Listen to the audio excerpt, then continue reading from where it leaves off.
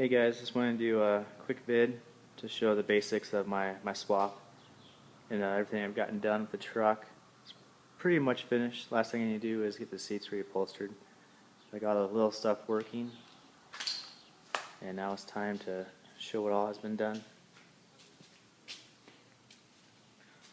Let's start out with the engine compartment.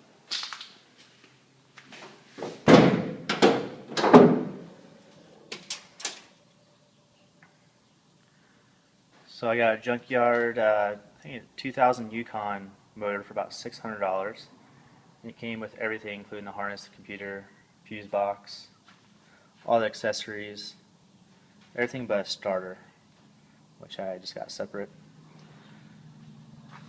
And I used the factory harness just to save money, and just put it in the factory location of what a newer vehicle would have.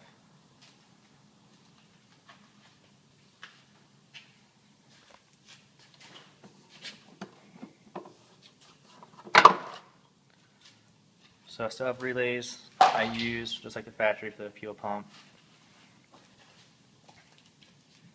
And then I have my alarm system actually installed underneath the fuse block as well. There's about 4 wires you'll need to hook up underneath the fuse block for ignition power, and it will start once you delete VATs. This is a drive-by wire, which is kind of odd since the 2000 wasn't in too many of the trucks back then. But because of drive-by wire, I was able to get the cruise control to work, which is pretty sweet. And here's your tack module. For the older ones, they're all plastic. The newer models will be half metal, and they'll use a different pedal as well. You can't mix and match the pedals with the different tack modules.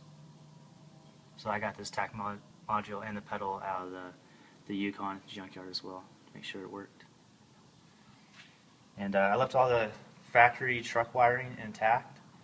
Really all it powers is the headlights and the starter. And I just tap power from where I needed to for the engine. So you don't have to mess with the engine compartment wiring too much at all. The engine is separate from the stuff back then. I have working AC. It's kind of hard to see, but I got the compressor down in the factory location, and the compressor came with the motor as well. So I don't have too much money in the system. I just had the factory lines, I just adapted them, took them to local CarQuest places, and they welded the lines onto new rubber hoses. Then I got a bulkhead for about, I don't know, 30, 40 bucks off eBay. And made my own block-off plate. When the engine comes out one of these days, I'll paint the firewall and make it look real nice. I got a radiator off eBay for these trucks. It's a dual core with 1-inch rows, and it works great. It will never overheat. Unlike the old one, I tried using the LS radiator because the fans came off the radiator as well. But it overheat at highway speeds, which is kind of strange. So that radiator just couldn't cool it. So we just adapted the LS1 radiator, the LS1 fans to this new style radiator, and it works great. Unfortunately, I have to use a thermostatic control for the fans. See here, my computer is kind of odd that it will not control the fans. You know, I got HP tuners. It has an older operating system, and to get the fans to work, I have to flash it to a new operating system. It has cost another $100 or so, so I just haven't gotten around to it. I got a hydro boost off a 2004 pickup for about 30 bucks, and just used the factory lines for the newer pickup and hooked it all up. It works great. The brakes are also off the newer pickups. These are 13-inch rotors, the dual piston caliper, and McAfee makes this kit, so it works great. Real happy with it. The calipers come unpainted, so I need to paint those suckers. It's not a project to do. I have 18-inch torque thrust 2 wheels, and I need those to clear these brakes. But I really wanted good brakes, because I had factory drums. those were no fun. My side trim's new. That came from Mark K, Oklahoma City. It is really nice, as you can see. Really makes it look really, really great. Love it. For the rear brakes, I got some brackets from Captain Fab that uses the 94 Camaro calipers, the rear disc calipers. Then it uses 1995 rotors. And got those all hooked up. And they work all right. My calipers were used off eBay. That's the hardest part to find, is that generation Camaro with the rear disc calipers. Pretty rare. It was an option back then. My dad, he did the bed. He changed it from a long bed to a short bed. And the wood he got locally, they took out the tree to the mill, had it all cut down to size. And he made the bed with our own wood. It's pretty nice. Here's the rear filler. I believe he used a cherry bomb muffler and made a custom little deal here. Really like that, looks nice. I got a rear fuel tank. It's a Boyd's welding tank. And I used an LS1 fuel pump in it. We just cut a hole on top of the tank and dropped the pump in there. Then drilled and tapped some studs in there. Then used the original retaining ring to hold the pump in.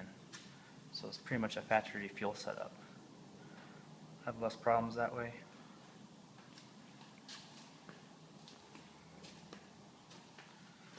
Go on to the interior.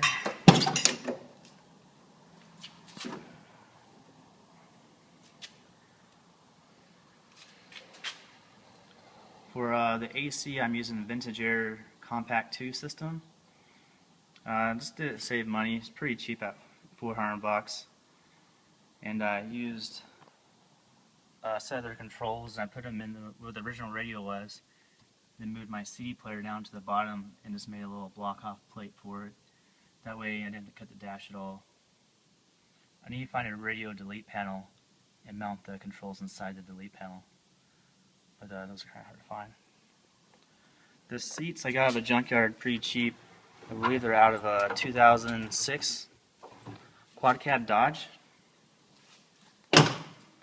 They're very supportive, unlike the original bench seat, which was the springs were breaking and made the truck feel like crap. These have really nice support, have a nice sized console, and once I get them recovered, they should match the era of truck. Here's my dash. I just got an aluminum billet plate, and it just goes over the original factory gauge cluster. And it's got the 3-panel, then use odometer gauges inside that. That's pretty easy to do. And the column, I shortened the column because I was steering just a few inches from my belly. That was not comfortable at all, and I probably shortened it 3 or 4 inches. It's quite a lot. It made a big difference. So that's much better.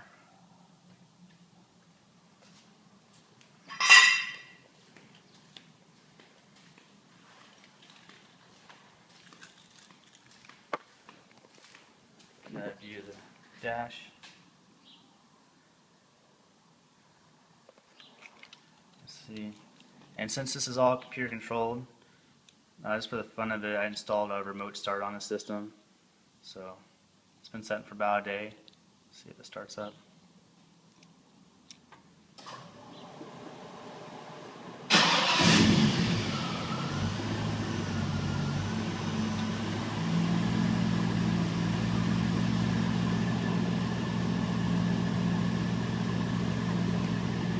This right here is my wideband.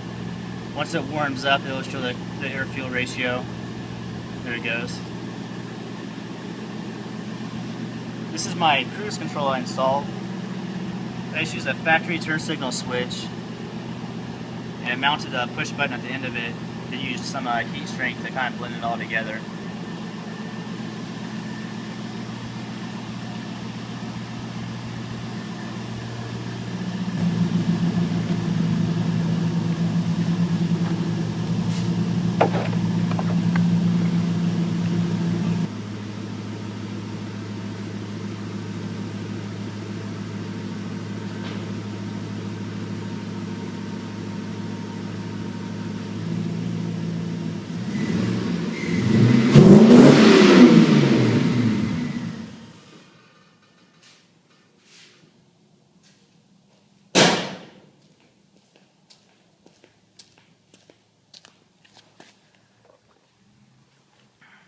for the exhaust, I have dual exhaust. It's a MagnaFlow 2.5 inches system for these trucks.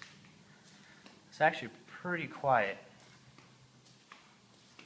I think it's mostly because I use factory manifolds. I'm using the 2010 Camaro LS3 manifolds, and they clear great.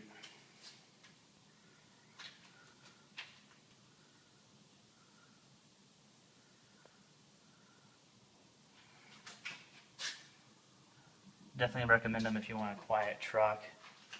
They keep the heat down. I've had stainless steel headers on my other. I got a 68 Firebird that has a swap done, and those headers put off so much heat, and definitely increases the heat in the engine bay.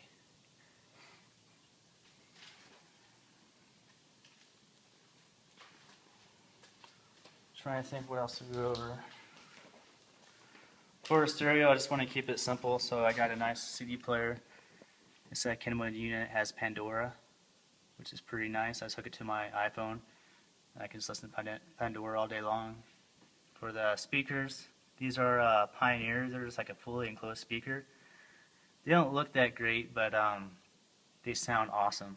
And I haven't had time to make my own kick panels, so I just have them hooked to the side for now. They're easy to remove if I want to go to the show or something. They sound amazing. They have a 10-inch sub. Can't really see. It's back behind there. And a 10-inch sub. It's perfect. Plenty power for the way I want it to sound.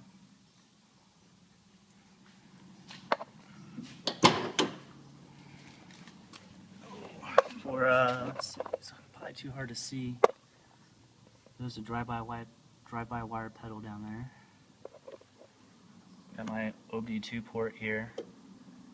Plug my HP tuners into that. Do any calibrations I need to do to it.